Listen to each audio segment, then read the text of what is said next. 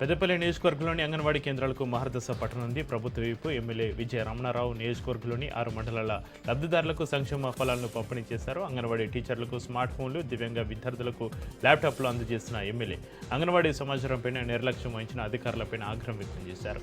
ఖాళీగా ఉన్న పోస్టులను త్వరలోనే భర్తీ చేస్తామని, సొంత స్థలం ఉన్న కేంద్రాలకు నూతన భవనాలు నిర్మిస్తామని ఆయన హామీ ఇచ్చారు. ప్రభుత్వ ఆసుపత్రి తరహాలోనే అంగన్వాడీ కేంద్రాలను కూడా రాష్ట్రంలోనే నెంబర్ 1గా తీర్చిదిద్దుతున్నామని ఎమ్మెల్యే ధీమా వ్యక్తం చేశారు.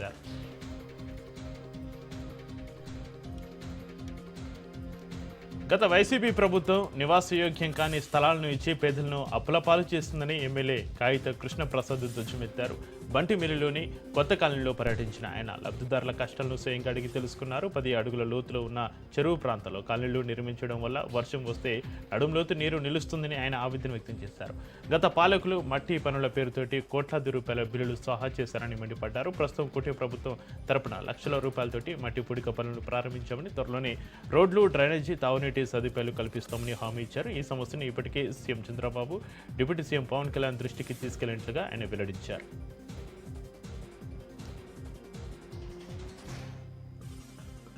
మచిలీపట్నంలో మాజీ మంత్రి ఇంట్లో జరిగిన భారీ చోరీ కేసును పోలీసులు ఛేదించారు. గుడివాడకు చెందిన మాజీ మంత్రి కటారి ఈశ్వరరావు ఇంట్లో గత నెలలో జరిగిన ఒక దొంగతనంపైన జిల్లా ఎస్పీ విద్యాసాగర్ నాయుడు వివరాలు వెల్లడించారు. సాంకేతిక పరిజ్ఞానం సాయంతో ప్రధాన నిందితుడు దొడ్లోజీ బాబుతో పాటుగా అతనికి సహకరించిన 2 మహిళలను అరెస్ట్ చేశారు. నిందితుల నుంచి సుమారు 5 కేజీల వెండి ఆభరణాలను స్వాధీనం చేసుకున్నారు. ప్రధాన నిందితుడు బాబు గతంలో పలు కేసులో జైలుకు వెళ్లి వచ్చాడని, చెడు వ్యసనాలకు బానిసయ్యే మళ్లీ దొంగతనాలకు పాల్పడుతున్నాడని ఎస్పీ తెలిపారు.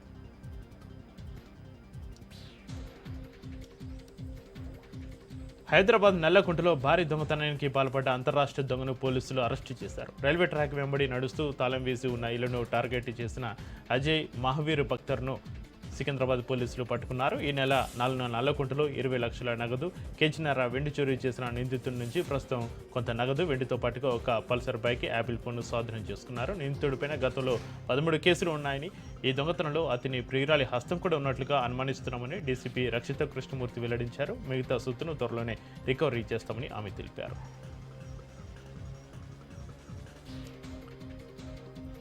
ఉస్మానియా యూనివర్సిటీలో అగ్నిమాపక వారోత్సవాల పోస్టర్ను ఓయూవీసీ ప్రొఫెసర్ కుమార్ ఆవిష్కరించారు. ఈ నెల 14 నుంచి 20 తేదీ వరకు అగ్నిమాపక వారోత్సవాలు నిర్వహించనున్నట్లుగా అధికారులు వెల్లడించారు. ముఖ్యంగా వేసవి కాలంలో అగ్ని ప్రమాదాలు జరిగే అవకాశం ఎక్కువగా ఉంటుందని, ఈ నేపథ్యంలో ప్రజలను అప్రమత్తం చేసేందుకు వారం రోజుల పాటు భారీగా అవగాహన కార్యక్రమాలు చేపట్టనున్నట్లుగా పేర్కొన్నారు. అగ్ని ప్రమాదాల నివారణకు ప్రతి ఒక్కరూ తగిన జాగ్రత్తలు తీసుకోవాలని ఈ సందర్భంగా అధికారులను సూచించారు.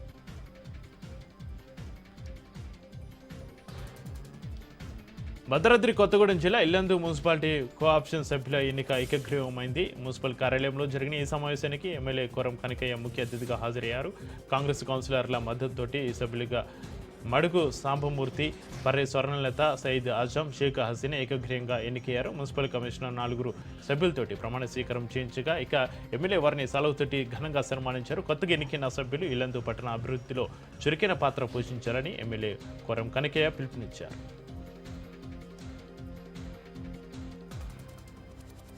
తమ న్యాయపరమైన డిమాండ్ల సాధన కోసం ఉపాధ్యాయులు, ఉద్యోగులు పోరాట బాట పట్టారు. కొత్తగూడెం బస్టాండ్ సెంటర్ వద్ద పీఆర్టీయూ ఆధ్వర్యంలో ఉపాధ్యాయులు, పెన్షనర్లు 2 రోజుల నిరసన దీక్షలు చేపట్టారు.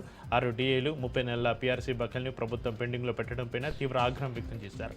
పెండింగ్ బిల్లులు రాక ఆర్థిక ఇబ్బందులతోటి 100 మందికి పైగా పెన్షనర్లు మరణించారని వారు టీచర్లు ఆవేదన వ్యక్తం చేశారు. తక్షణమే 50% ఫిట్మెంట్తో పీఆర్సీని ప్రకటించాలని, సిపిఎస్ను రద్దు చేసి పాత పెన్షన్ విధానాన్ని పునరుద్ధరించాలని డిమాండ్ చేశారు. సమస్యలు పరిష్కరించుకుంటే పోరాటాన్ని మరింత ఉధృతం చేస్తామని వారు హెచ్చరించారు.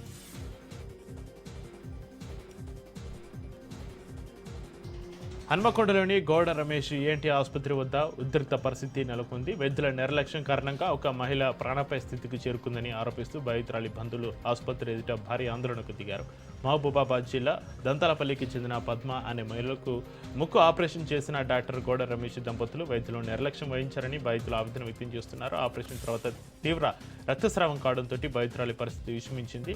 స్టార్ హెల్త్ ఇన్సూరెన్స్ ద్వారా డబ్బులు క్లెయిమ్ చేయడమే కాకుండా అదనంగా నగదు వసూలు చేసి ఇప్పుడు ప్రాణాలతోటి చెలగాటమాడుతున్నారని ఆసుపత్రి యాజమాన్యంపైన బంధువులు మండిపడుతున్నారు. సాధారణ రోగుల ప్రాణాలతోటి ఆటలు ఆడుకుంటున్న ఇలాంటి ఆసుపత్రులపైన ఉన్నతాధికారులు తక్షణమే స్పందించాలని వారు కోరుతున్నారు.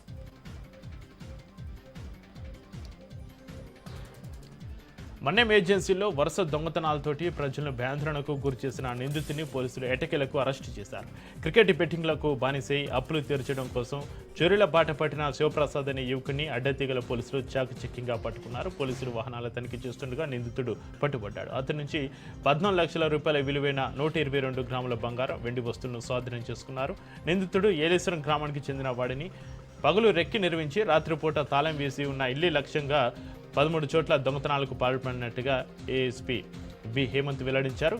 కేసును ఛేదించిన పోలీస్ సిబ్బందిని ఏఎస్పీ అభినందించారు. ఈ సందర్భంగా యువత క్షణికానందం కోసం బెట్టింగ్స్, గంజా వంటి వ్యసనాలకు లోనే జీవితాలను నాశనం చేసుకోవద్దని ఆయన హెచ్చరించారు.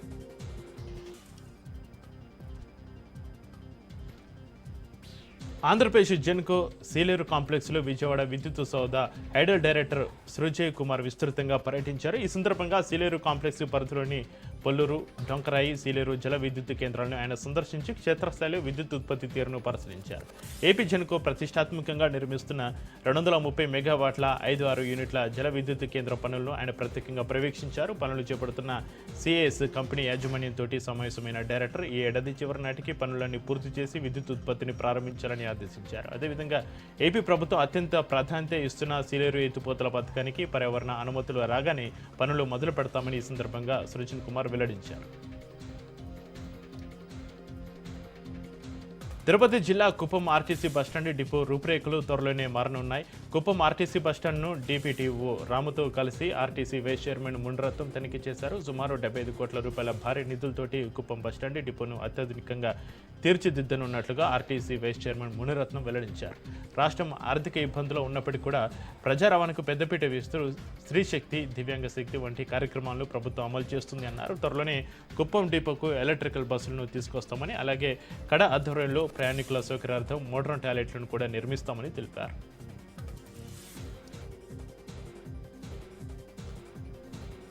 సూర్యాపేట జిల్లా చివ్యంల మండలం ఎంజీ నగర్ తండాలో జరిగిన మణి భార్గవ్ హత్య కేసును పోలీసులు ఛేదించారు. అక్రమ సంబంధమై ఈ దారుణ హత్యకు కారణమని పోలీసులు వెల్లడించారు. నిందితుడి భార్య సాయిశ్రీతో మణి భార్గవ్ పెట్టుకున్న సంబంధం ప్రాణాలు తీసే వరకు వెళ్ళింది. ఈ విషయాన్ని గమనించిన భర్త సాయి దుర్గా భార్య సహకారంతోనే భార్గవ్ను చెరువు వద్దకు పిలిపించి ఆటో తాడుతోటి మెడకి బిగించి అత్యంత కిరాతకంగా హత్య చేశారు. పక్క ప్లాన్తోటి జరిగిన ఈ హత్యలో నిందితులు ఇద్దరిని అరెస్ట్ చేసి రిమాండ్కు తరలించినట్లుగా పోలీసులు తెలిపారు.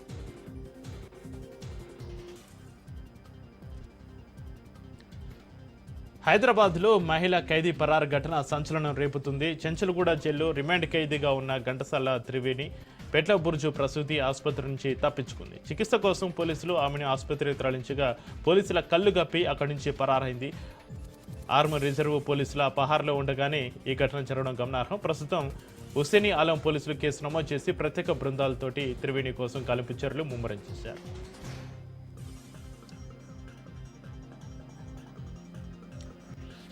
హైదరాబాద్ చెంచల్గూడలో దారుణ హత్య కలకలం రేపుతుంది. మదనపేట పోలీస్ స్టేషన్ పరిధిలోని జైలు సమీపంలో ఉన్న సమాధుల తోటలో ఒక వ్యక్తిని దుండగులు కిరాతకంగా చంపేశారు. అయితే ఈ ఘటనపైన పోలీసుల వ్యవహార శైలి పలు అనుమానాలకు తావిస్తుంది. ఘటన స్థలానికి వచ్చిన మీడియాను అడ్డుకోవడం, వివరాలు వెల్లడించడంలో గోప్యత పాటించడంపైన విమర్శలు వ్యక్తమవుతున్నాయి.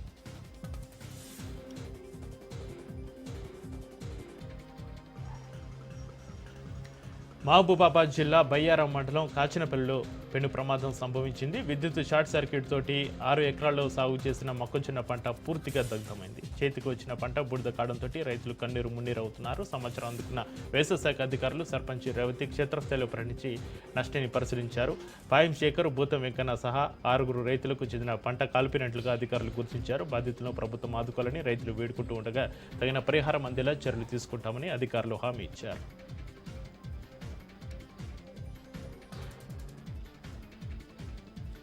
వరంగల్లో దారుణం చోటు చేసుకుంది. మద్యం మత్తులో తిట్టాడన్న కోపంతో ఒక వ్యక్తిపైన సుపారీ ఇచ్చి మరీ దాడి చేయించిన ఘటన వెలుగు చూసింది. గాంధీనగర్కు చెందిన సురేష్ అనే వ్యక్తిపైన దాడి చేసేందుకు రాయల్లమ్మ అనే మహిళ కళ్యాణ్ అనే వ్యక్తికి 5,000 రూపాయల సుపారీ ఇచ్చింది. ఈ దాడికి సంబంధించిన వీడియో సోషల్ మీడియాలో వైరల్ కావడంతో మిల్స్ కాలనీ పోలీసులు రంగంలోకి దిగారు. కేసుని సీరియస్గా తీసుకున్న పోలీసులు 24 గంటల్లోనే నిందితులను గుర్తించి అదుపులోకి తీసుకుని రిమాండ్కు తరలించారు.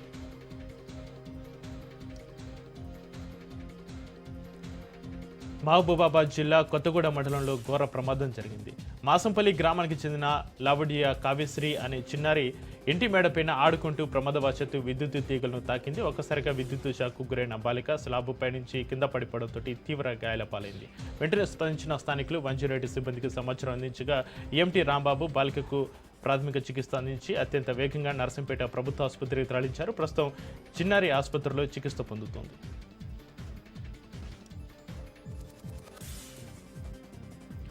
ఎన్టీఆర్ జిల్లా జగ్గేపేట మండలం వేదాద్రిలోని శ్రీ యోగానంద లక్ష్మీ నరసింహస్వామి ఆలయంలో భక్తుల సౌకర్యార్థం మంచినీటి మినరల్ వాటర్ ప్లాంట్ను ఏర్పాటు చేశారు. చంద్రలపాడు మండలం చింతలపాడుకు చెందిన ఉన్నం గిరిధర్ తన తాతమ్మ నాయనమ్మల జ్ఞాపకార్థం ఈ ప్లాంట్ను విరాళంగా అందజేశారు. ఆలయ వేద పండితుల సమక్షంలో ఉన్నం గిరిధర్ సాయి దివ్య దంపతులు ఈ కేంద్రాన్ని ప్రారంభించారు. ఈ కార్యక్రమంలో ఆలయ ఈవో కానూరి సురేష్, ధర్మకర్త మండలి సభ్యులు రాంప్రసాద్ పాల్గొని భక్తుల దాహార్తిని తీర్చేందుకు ముందుకొచ్చిన దాతలను అభినందించారు.